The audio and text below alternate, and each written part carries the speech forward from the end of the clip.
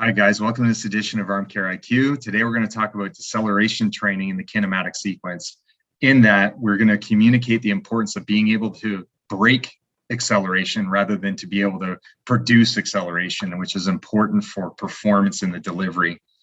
We hope that you guys will like us on YouTube and subscribe. And we also have a link to our newsletter in the description. And in our newsletter, we go into deeper detail around our ArmCareIQs. We present podcasts and blogs. And we also give promotions for our products that we sell.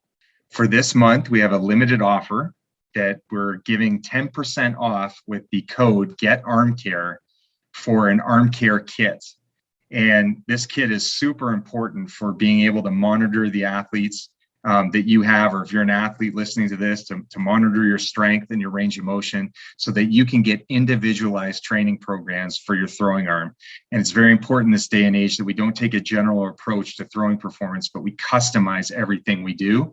And that's what our company offers. So let's get into it. Kinematic sequence, what is it? Well, it's basically the order of movement, essentially, and when each segment hits peak speeds. And we know that proximal, larger segments, they move slower, but they hit their peak speeds earlier, opposed to distal segments. And so I've color-coded a diagram so that you can follow along on the chart. But we're going to really focus in on the pelvis, which is yellow, and the torso, which is blue. Now, for a pitcher, you can see the kinematic sequence goes red, yellow, or you could call that orange, blue, then green. So essentially, what happens, and let's just say the green is the elbow, okay, and then happens the wrist, hits its peak speed later on. But what happens is the glove arm typically hits its peak speed first, so you can see the red comes before this orange or yellow, and then it's the pelvis, and then it's the trunk, and then we have this green, which is the trail arm. But this would typically be the elbow first, and then the wrist, depending on how you model this arm. So for the purpose of this talk, we're going to talk about the torso and the pelvis. And so reading the graph, you can basically look along the y-axis and you'd be able to see in this angular velocity graph, not only do you see when they hit the peak speeds in terms of their time, but you can get the magnitudes. And so you can see things like, okay, the pelvis hits its peak angular rotational velocity at 600 degrees per second. The trunk is at 900 degrees per second. You can start to index what athletes do. And some of the keys are in looking at this, when we look at deceleration, is we want to look at the differences between them. You can see that the pelvis has a 600 degree per second velocity and the trunk has a 900 degree per second velocity, and there's a 300 degree per second difference between them. And so what we want to be able to do is improve the gap. Can we create even more of a speed difference between them? And you can also look at the ratios of speed from the trunk to the pelvis, and usually they should have a 1.5 to 2x factor for really outstanding deliveries. But most of the people, when they're looking at the kinematic sequence, they're really focused on the upward slope of this line when it comes to acceleration. So acceleration is the rate of change in angular velocity over time. Okay, or any velocity over time is acceleration. So, most people are focused on the upward curve. So I'm showing you the upward curve of the blue and the upward curve of the pelvis. You can see they're different shapes. You can see the pelvis is more flat. This athlete doesn't really accelerate as significantly as their trunk.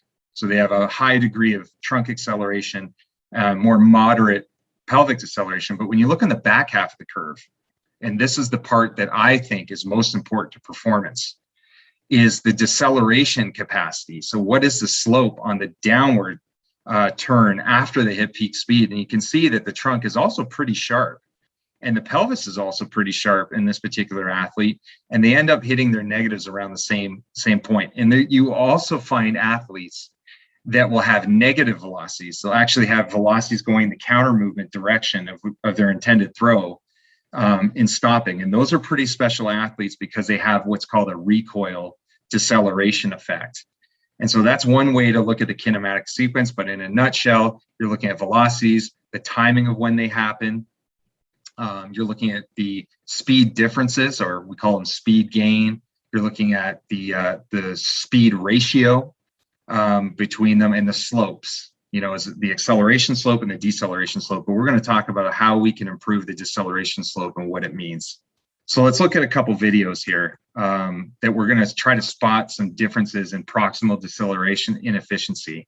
You can see that there are two different pictures. Obviously, one's in a big league park. There are some significant differences between these two deliveries. So when you look at them, it might not be easy to see with the human eye, but you can see these rotational torso-pelvic issues, breaking down the video in slow motion and also looking at them in parts. So let's pull up a couple images. So right here, we should be able to note our first proximal deceleration issue. So proximal, I mean the trunk and the pelvis. It's closest to the center part of the body. But you can see at weight-bearing foot flat, you can see the position of the arms, right? You see in the picture, the picture on the left of the major league picture, you can see that the arm is basically at 90 degrees, okay? It's perpendicular to the ground. At this particular point, this pitcher also has their armpit facing towards third base. They're much more closed. So they have the motor control to decelerate their trunk in their delivery at weight-bearing foot plant. And they have this instance of almost co-contraction. And we're going to get into those between the front and back of the core section. And that's stabilized by the pelvis. Now, when you look at the other image on the right, you can see this pitcher is already in early layback, and the trunk is forward facing, and their armpit is really not facing third base anymore. It's now kind of between home plate and third base. So they're losing their deceleration capacity and they're starting to over rotate a little. Okay, so there's early trunk opening. Another telltale sign of an athlete that doesn't proximally decelerate very well is when they're at maximum layback. Where's their shoulder position? Okay, the ones that can decelerate very well, their armpit is angled, towards home plate. So there's like a direct line. The shoulder line is towards home plate at maximal external rotation of the arm, where you can see the athlete that doesn't proximally decelerate very well, you're seeing that there is an off-axis position of the armpit. So the arm is laying back, and now it's kind of into the right-hander's batter's box is where he's getting maximum layback. And so what happens is now, they're not, there's no stopping points. They're not stopping to move forward. They're rolling through the delivery to ball release. So those are some key elements to see that, this athlete may not have the deceleration, that backside of the curve component that needs to be improved. Okay, and this is kind of how you're mirroring up video and data together, which is important for athletes to see and coaches as well. So how do we get better at deceleration? We have to understand the concept of muscle slack. So in our bodies, our muscles and muscle tendon units are actually hanging. There's not tension on them, they're actually hanging. And in order for them to apply a force, we have to get that muscle tendon unit to be straight so it can apply force. So I put a little visual here. Imagine we're pulling a car, but that car is going backwards. We need to stop that car from going backwards. And we have all this rope lying on the ground, and that car is rolling back. Well, what do we need to do? We need to tighten that rope to then be able to pull it in the opposite direction. And that's the component of taking out muscle slack so that you can decelerate aggressively. Athletes that can't get that thing taught quickly are not going to decelerate as efficiently or as sharp. Those lines, again, when we look at the kinematic sequence, are going to be, more flat. They're not going to have the same rate of velocity change. So we need to get that thing taught quickly. So we have to train that way. And there's certain ways that you can train for this, is like counter movements. And I'm just going to use a vertical jump. If I do a counter movement, I'm stretching my quads as I'm going down. It's creating the tension I need to then recoil. Now, we don't have that kind of time in the pitching delivery. And usually the delivery doesn't have such fast counter movements similar to a vertical jump. So, the next feature is looking at external load. And I got in the diagram, you can see that the athlete that's got the dowel on his back, the muscles are still hanging. There's not enough load to decelerate and create tension to stop the bar from going down because it's a wood dowel. But then when I put a barbell on the athlete's back, you can see everything's taut because we don't want the barbell to go through the floor. So we have to decelerate it. We have to create that tension. Now, external loading can't really be done on a field to take out muscle slack. So the only option we have is co-contraction. We have to train our bodies to be responsive, to have instances of contracting muscles on either sides of joints to create stability. And so we're going to talk about some training concepts about the proximal parts of our body in this presentation. Okay, so one of the ways to create co-contraction is through perturbation. So perturbation is basically when we have a proximal segment that we're trying to contract and keep tight, both sides of the body. So when we're talking about our core, we're talking about the anterior part of the trunk, and then we're also talking the posterior part to contract at the same time. However, you're creating perturbation, which means that you're trying to throw it off course by, creating these different oscillations that are farther away. So you're trying to resist being pushed around. And some people that do manual perturbations for the shoulder, the arms outstretched, the athletes in the scapular plane, they're squeezing hard, they're trying to keep stable in their shoulder. And then you got a clinician that's trying to move it all around. And so that's another form of perturbation for the arm, but we're going to talk about the proximal segment. So I'm going to go through a few different variations. So the first one is using a stability ball and basically putting your hands together. The stability ball is a little bit outside my base of support. I'm trying to stay in line, shoulder and foot, and I'm standing. Okay, so there's a high degree of muscle irradiation. That means the legs are contributing to my stability a lot. And when they're contracting, my glutes are contracting, it's helping to contract the proximal areas of my core and my back to stay stable while I'm getting bounced around off the wall. Okay. Now, if I want to, decrease the irradiation from my legs, I can get into a half kneeling position, and I can work either sling. I can work contralaterally. That means the ball's on the opposite side of the leg that's up, and create these perturbations that I have to stabilize and co-contract. Or I could be on the same side, balls on the same side, knees on the same side, and I'm doing it that way. And we were just working different patterns, fascial slings in the body with perturbation. And that's fine. If I want to take out a lot more irradiation with no foot contact on the ground, I just go 2 knees down. And this is a really easy way to do perturbation training with just a stability ball and a wall and getting that reactive co-contraction. Okay, another aspect of co-contraction is called the hip lock. And now we're starting to put a component together of expansion. So putting basically resistance away from the part that needs to co-contract. So my core and my lower back have to fire up. They have to activate together when I start putting weight and mass away from it to stabilize it from gravity. I don't want the load to fall to the ground. So I need to be stiff somewhere. And so, one of the key positions, at least in sprinting, is the hip lock position. It's when the hip is in extension, slight abduction, and internal rotation. So it basically puts a high amount of co-contraction that's both on the active tissues, but the passive tissues as well. And that's in sprinting, it's essentially near toe off. And you can see in the sprinter picture on the left, you can see that the swing leg, the leg that's in the air, actually has a higher hip. And we see elements of that in the pitching delivery where we have a co-contraction of the drive leg as athletes are moving down the mound, and that creates an elevated appearance of the hip as they're descending. But we also see this in the delivery at weight-bearing foot plant. So you can see, I'm going to let this roll a little bit, but you can see at weight-bearing foot plant, the lead hip is actually higher, while the back hip, because there's more extension, internal rotation, it's abducted slightly, is trying to create that co-contraction to be able to be stable. And this type of co-contraction has to be synced up with the trunk and the core. They need to co-contract so that when you're rotating, you're not rotating offline away from the target.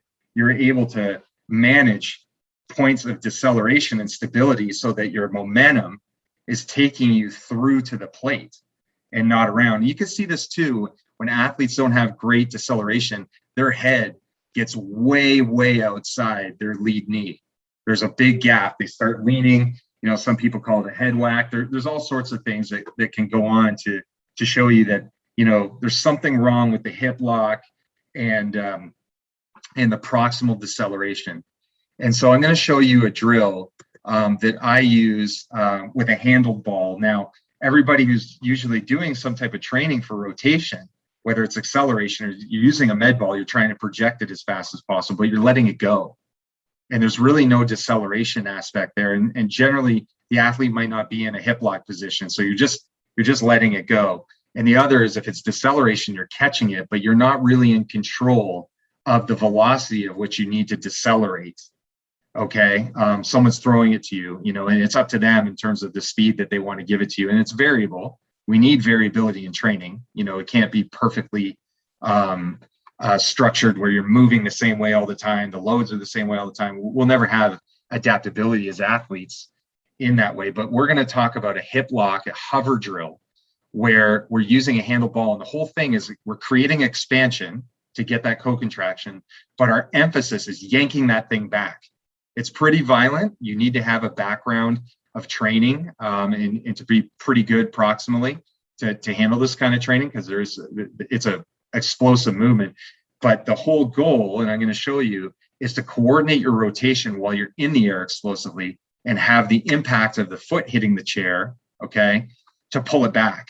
We're creating acceleration in the opposite direction, and we're increasing what's called the amortization period when we go from a concentric motion to a transition to eccentric.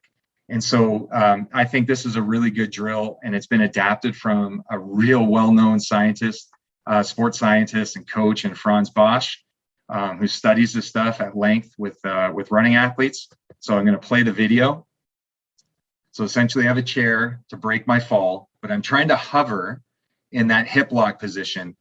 And my whole intention is, I'm thinking to myself, I'm exploding with this thing out as far as I can from my body, getting myself to co-contract, to stabilize it, reflexively to yank it back so that I'm able to have very aggressive reactive deceleration. And I'll show you a video from the front. You can see I'm hovering. I'm pushing that thing out explosively. I'm bringing it back.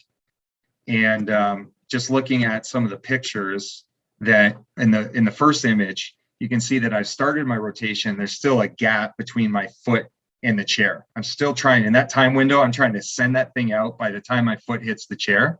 And you can see that in this particular image on the right, my foot is flat on the chair and I'm pulling that ball back. I'm already at my furthest extension point and I'm working myself back. I'm getting that amortization in my hip lock position, that I'm going from concentric and it's eccentric, and I'm pulling it back concentrically again. So I'm really, trying to be reflexive with this particular drill. So the other thing we need, so we talked about rotation, but we need frontal plane perturbation. We need to be able to control all the off-axis tilting that might happen towards the glove. And there's been numerous research that's gone out to show the contralateral effect. So when I start leaning more towards my glove arm and what that can do to shoulder and elbow loading. And this happens with fatigue, athletes especially. That's why I love our ArmCare device, is because if we can make sure our distal segments, our shoulder is very strong, our grip strength is very strong, we have a better chance of keeping our release point consistent. And if we start to fatigue in those areas, we start leaning, we start losing the integrity of our delivery, and we're starting putting excess loads on our shoulder and elbow. And so we need to be able to handle fatigue, but we need to be able to co-contract and be perturbated in this position too. So again, I'm trying to get into as much of hip extension as I can on the backside to put me in a hip lock position. And I'm just doing different oscillations, different directions. So I'm trying to, with my proximal center, I'm squeezing my glutes. I'm trying to create tension into the ground, and I'm creating all these distal oscillations from my center point of my body that I have to manage. And I'm moving pretty quickly. Now the load on the ball, I didn't mention it earlier, but the load on the ball I'm using is it's under 10% of my body weight. If you get too heavy with these, you're not going to be fast. Pitching is a fast delivery. You got to give yourself some resistance. But if you start loading yourself up, you're going to start moving slow. The perturbations are going to be really slow. The co-contraction is not going to have the same alternate contract, relax. It's going to be more stagnant. We need to be able to be reflexive. Okay. Now we're looking at proximal fatigue protection. So if our legs get fatigued, what can happen is the athlete can increase rotational speed. So that means that hip lock, that back leg extension, now becomes more flexed. When the athlete doesn't have enough linear momentum because they've lost some leg power, what's going to happen then is they're going to start drawing their back leg in. They lose the hip lock and that connection with deceleration. And we're trying to keep acceleration going. The stride length may shorten. We're trying to increase rotational elements in the delivery to maintain velocity. And that's what I've seen in my research, is I've seen there's been a big momentum shift if there's a change in what happens with ground reaction force and the stride length into the ground. There's a huge momentum shift. It's a compensation. It's a linear transverse compensation. Don't have enough linear momentum, I'm going to make more transverse momentum. And this happens. And this can also happen when the proximal part, you're looking at your trunk stability, that gets affected and you have more proximal fatigue. You may create much more compensation, especially with lean, trying to create velocity that, typically isn't, known in your delivery, especially when you're fresh. So again, I can't stress enough our product. We're looking at the distal element of the arm, because if that arm hangs back, you can see in the diagram on the right, low strength, high fatigue, you can see the arm is way behind the scapular plane, and if you're a real lax athlete, it gets even further back and it puts a ton of stress on the shoulder and elbow. This arm leg is a problem, and everybody's going to experience some type of fatigue in their delivery, especially starters, that are pitching, into deep games, and are good starters too, that are going to be throwing more.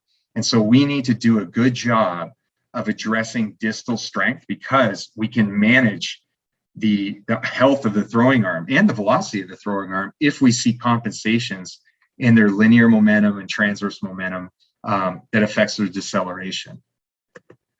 So lastly, I want to talk about reactive deceleration for the lead leg. It's not just the proximal element of the body or the hip lock on the backside that helps athletes stabilize.